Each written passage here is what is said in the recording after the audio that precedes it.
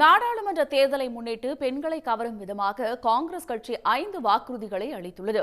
ஏழை குடும்பத்தைச் சேர்ந்த பெண்களுக்கு ஆண்டுக்கு 1 லட்சம் ரூபாய் உதவி வழங்கப்படும் என்றும் காங்கிரஸ் உறுதியளித்துள்ளது. மக்களவைத் தேர்தல் தேதி ஓரிரு வாரங்களில் அறிவிக்கப்பட உள்ளதாக கூறப்படுகிறது.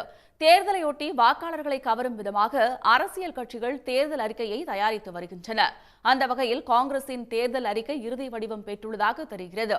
ஏற்கனவே இளைஞர்களை கவரும் விதமாக 5 வாக்குறுதிகளை அறிவித்த காங்கிரஸ் இன்று மகளிருக்கு முன்னுரிமை அளிக்கும் வகையிலான 5 தேர்தல் வாக்குறுதிகளை அறிவித்துள்ளது.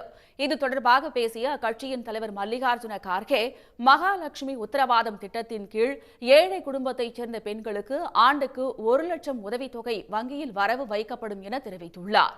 ஒன்றிய அரசு பணியிடங்களில் மகளிருக்கு 50% உரிமை வழங்கப்படும்.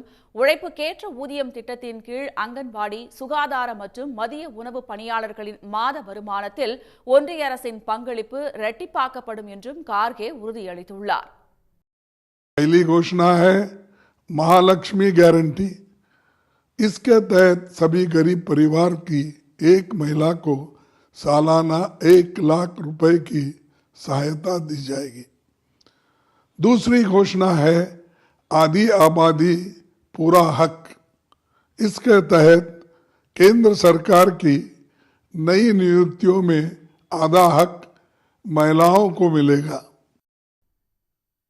பெண்களுக்கான அதிகாரம் திட்டத்தின் கீழ் பெண்களிடம் விழிப்புணர்வை ஏற்படுத்த ஒவ்வொரு பஞ்சாயத்திலும் துணை ஆலோசகர் நியமிக்கப்படுவார் என்றும், சாவித்ரிபாய் பூலே விடுதி திட்டத்தின் கீழ் பணிபுரியும் பெண்களுக்காக மாவட்ட தலைமையகத்தில் ஒரு விடுதி கட்டப்படும் என்றும், இந்த விடுதிகளின் எண்ணிக்கை பின்னர் இரட்டிப்பாக்கப்படும் என்றும் மல்லிகார்ஜுன கார்கே அறிவித்துள்ளார்.